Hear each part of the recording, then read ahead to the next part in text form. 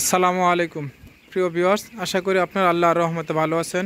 আমিও আপনাদের দোয়ায় ও মহান আল্লাহ তাআলার অশেষ রহমতে ভালো আছি। নুসিবা পোলট্রি ফার্ম থেকে আমি মোহাম্মদ নুরুদ্দিন বলছি। প্রিয় ভিউয়ার্স, ব্যবসায়িক কাজের জন্য আসলে ঠিক মতন আপনাদের সামনে ভিডিও নিয়ে আসতে পারিনি। দীর্ঘ লম্বা সময় পরে ভিডিও নিয়ে আসলাম, বেশ তাও কয়েক ভাইয়ের রিকোয়েস্টে।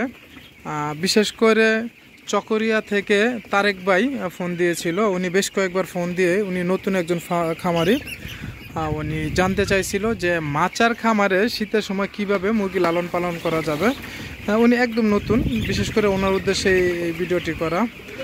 প্রিয় ভাই, যাদের খামার মাচার খামার তারা শীতে ঠিক এইভাবেই করবেন। আমাদের এই খামারটা এটা মাচার খামার, নিচে দেখতেছেন এখানে কিন্তু লিটার দিয়ে পালা হচ্ছে। এই খামারটা একদম ফার্স্ট নতুন বেশি। এটা নিচে হচ্ছে গিয়ে মাচা, আর উপরে হচ্ছে গিয়ে কাঠের গুঁড়ি দিয়ে ধানের চিটা দিয়ে এইভাবে লালন পালন করা হচ্ছে।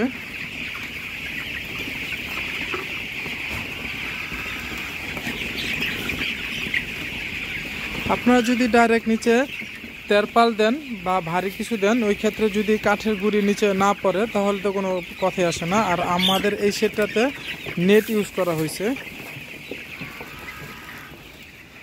দেখতে পারতেছেন যে মোটা একটা নেট, এই নেটটা ইউজ করছে। এটার পিছন দিয়ে যে কাঠের গুঁড়িগুলো আছে, যে গুঁড়িগুলো এগুলা হালকা হালকা পড়ে যায়, যার কারণে আপনার আগে ধানের চিটা দেওয়া হয়েছে কিছু করে। এতে করে অনেকটাই মানে নিচের ছিদ্রিটা আটকা পড়ে গেলে আর পড়বে না। এর উপরে কাঠের গুঁড়ি দেওয়া হচ্ছে, তার উপরে আবারও ধানের চিটা দেওয়া হবে। যখন এই কাঠের গুঁড়ির উপর ধানের চিরাটা এই জন্য দেওয়া হবে, যদি সরাসরি কাঠের গুঁড়িটা থাকে তখন এটা যখন নাকে মুখে যাবে একটু ঠান্ডা লেগে যেতে পারে, ডাস্টের কারণে মুরগি ঠান্ডা লেগে যাবে। এই জন্যই আপনার উপরে অবশ্যই কাঠের গুঁড়া ধানের চিটা দিতে হবে। আর নিচে আমরা ধানের চিটা দিছি, সেদিকটাতে দিয়ে যেন আপনার গুঁড়াগুলো না পড়ে। এখন আরেকটি কথা হচ্ছে, আমরা এই নেটটা ইউজ করার কারণ হচ্ছে আমরা ডাইরেক্ট তেরপাল দিতে পারতাম, বিশেষ করে যেইভাবে ভারী কিছু দিলে নিচে কোনো কিছু পড়তো না, সবই থেকে যেত। আমরা ওইটা না দিয়ে নেটটা ইউজ করছি। এই জন্যই নিচের ফাঁকটা দিয়ে আপনার মাচার নিচের ফাঁক থেকে হালকা হালকা বাতাস ঢুকবে। বাতাসে কিন্তু আপনার যেই ময়লাটা থাকবে মুরগির বিষটা বা খাবার পাত্র থেকে পানির পাত্র থেকে যে পানিটা পড়বে, ওই ক্ষেত্রে সে শুকায় যাবে, ঝরঝরা থাকবে।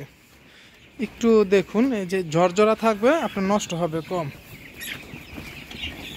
এটা কিন্তু অনেক দিন আগে দেওয়া হয়েছে। দেখুন কোনো চাকা বাঁধা নাই, একদম ঝরঝরা আছে। এতে করে গ্যাসটা হবে কম। আর যদি আমাদের নিচে একদম তেরপাল দিয়ে আটকায় ফেলি, ওই ক্ষেত্রে দিয়ে এসে পানিটা যাবে না, তারপর নিচ দিয়ে বাতাস আসবে না, এগুলো শুকাবে না। তখন হবে কি পানির পাত্র সাইড দিয়ে ও যে ইয়াটা থাকবে ওইগুলো একদম গ্যাস হয়ে যাবে। আর আমরা নেটটা দেওয়ার উদ্দেশ্য হলো যেন নিচে থেকে কিছুটা বাতাস আসবে বা পানি পড়লো পানিটা নিচে পড়ে যাবে, ওই ক্ষেত্রে এটা একটু শুকনা জর্জরা থাকবে। এই জন্যে আমরা নেট ইউজ করছি। আরেকটা বিষয় হচ্ছে, যারা এইভাবে চান না, সরাসরি মাচাতে পালতে চান, যারা সরাসরি শীতে মাচা পালতে চান তাদেরকে বলবো, আপনার এই যে গ্যাপটা আছে নিচে থেকে নিচের, আচ্ছা আমি ক্যামেরাটা বাইরে নিয়ে যাচ্ছি, নিচে থেকে যদি ওই উপর পর্যন্ত তেরপাল দিয়ে আটকে দিতে পারেন, ওই ক্ষেত্রে ভিতরে বাতাসটা ঢুকবে না। আপনাদেরকে ক্যামেরাটা আমি নিচে নিয়ে যাচ্ছি।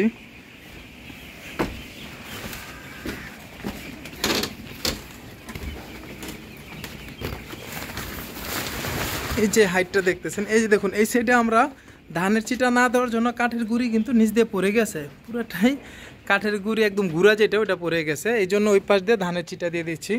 আমি বলতে চাচ্ছিলাম, যারা উপরে তেরপাল দিবেন না, ডাইরেক্ট মাচায় পালবেন, তারা এইখান থেকে এই যে ফ্লোর থেকে একদম মাটি পর্যন্ত তেরপাল দিয়ে আটকায় দিবেন। এই যে এরকম হোক বা যেই কোনো তেরপাল হোক বা কাপড় দিয়ে হোক, আপনি যদি উপর থেকে একদম নিচ পর্যন্ত আটকায় দিতে পারেন, অর্থাৎ ডাইনে বাঁ থেকে কোনো দিক থেকে বাতাস ভিতরে ঢুকবে না, তাহলে হবে কি যে মাচা যে মুরগিগুলো থাকবে, ওই মুরগির ভিতরে যখন বাতাস না যাবে তখন মুরগির কোনো সমস্যা হবে না। যদি এই পাশ দিয়ে আপনারা আটকা রাখতে পারেন, এই পাশ দিয়ে আটকে রাখলে ভিতরে কোনো বাতাস ঢুকবে না, ওই ক্ষেত্রে আপনারা ডাইরেক্ট মাচা পালতে পারেন। অন্যথায় আপনার ভিতরে তেরপাল দিয়ে হোক নেট দিয়ে হোক আটকে নেবেন, তাহলে কোনো সমস্যা হবে না। আর আমাদের এই যে মাচার খামারটা, এই ভদ্রলোক আসলে ফার্স্ট টাইম করে ফেলছিল, উনিও বুঝতে পারেনি, উনি মাচাটা সম্পূর্ণ ঘন দিয়ে ফেলছে। যার কারণে ওনার নিচ দিয়ে বাতাস ঢোকার ওরকম একটা সম্ভাবনা নেই। কিন্তু এটা নিয়ম হচ্ছে 1 ইঞ্চি করে যদি ফাঁকা থাকতো তাহলে নিচ থেকে মানে বিশেষ করে গরমের সময় ভিতর দিয়ে বাতাস ঢুকতো, কিন্তু উনি কখনো এইখানে ডাইরেক্ট এইভাবে মাচা মুরগি পালতে পারবে না, যেহেতু নিচ দিয়ে বাতাস যাবে না, আপনার বিষটা পড়বে না, এই জন্য সবসময় ওনার এইভাবেই পালতে হবে। প্রিয় ভিউয়ার্স, আশা করি আপনারা বিষয়টা বুঝতে পারছেন যে শীতের সময় কিভাবে মুরগি মাচা পালতে হয়। আর আরেকটা বিষয় হচ্ছে তেরপালের বিষয়টা। দেখুন, তেরপালটা যদি নিচ থেকে উপরে উঠাইতে পারেন এটা সুবিধা, বিশেষ করে শীতের সময় খুব ভালো হলো, একটু লাভবান হওয়া যায়। এখন কিন্তু ঠান্ডা মৌসুম, তারপরে প্রচুর বাতাস আসতেছে। আপনার যদি এতটুকু তেরপালটা থাকে বাহির থেকে বাতাসটা সরাসরি এসে মুরগির শরীরে লাগবে না। আর যদি উপর থেকে নামান, ওই ক্ষেত্রে যদি উপর পর্যন্ত তুলে রাখেন, যেমন আমাদের এইটাতে দুইভাবেই করা হয়েছে, যেমন এই যে দেখুন এই সাইডটা উপর থেকে নামানো হয়েছে, তাহলে নিচ দিয়ে কিন্তু বাতাসটা সরাসরি মুরগির গায়ে লাগতেছে। আর যদি ওইভাবে থাকা হয় তাহলে নিচ থেকে বাতাস বলেন কুয়াশা বলেন সরাসরি মুরগির গায়ে কোনো কিছুই লাগবে না। যদি সম্ভব হয় তাহলে অবশ্যই নিচ থেকে করার চেষ্টা করবেন তেরপালগুলো, আর সম্ভব না হলে উপর থেকে করতে হবে। আর উনি কয়েকটা ভুল করছে, এখানে কিন্তু উনি অনেক ছোট ছোট তেরপাল দিয়েছে,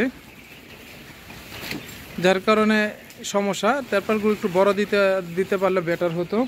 উনি আরেকটা ভুল করছে, সেটা হচ্ছে গিয়া তেরপালগুলো দেখুন একদম জোড়া একসাথে দিয়েছি। নিয়ম হচ্ছে একটা তেরপালের সাথে আরেকটা তেরপাল দেওয়ার সময় মিনিমাম 1 ফিট, একটা তেরপালের উপর আরেকটা তেরপাল যদি 1 ফিট হয় ওই ক্ষেত্রে তখন ভিতরে বাতাসও ঢুকবে না, বৃষ্টি আসলে বৃষ্টিরও সমস্যা হবে না। যেমন আমি দেখাচ্ছি, দেখুন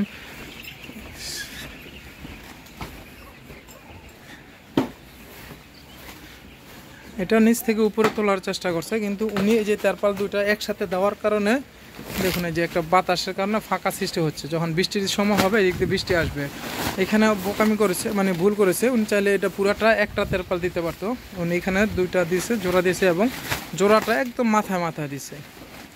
যাই হোক প্রিয় ভিউয়ার্স, আমাদের আজকের ভিডিওটা ছিল মূলত এই মাচা নিয়ে। আশা করি বুঝতে পারছেন যে কিভাবে করতে হয়। আমাদের মাচাটা যদিও ঘন, যাদেরটা পাতলা একটু ফাঁকা ফাঁকা থাকে সেমভাবেই করবেন।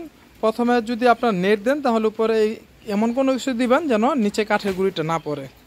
আর যদি তেরপাল দিয়ে করেন, আমি তো বললাম তেরপাল দিয়ে করলে আপনার নিচ থেকে বাতাস আসবে না, কিন্তু তখন একটু গ্যাস হওয়ার সম্ভাবনা আছে। ওই ক্ষেত্রে একটু কিছুদিন পর পর লিটারগুলো চেঞ্জ করে দিতে হবে। আর যদি এইভাবে নেট দেওয়া হয় তাহলে লিটারগুলো একটু জড়জড়া থাকবেন, লিটার খুব কম নষ্ট হবে।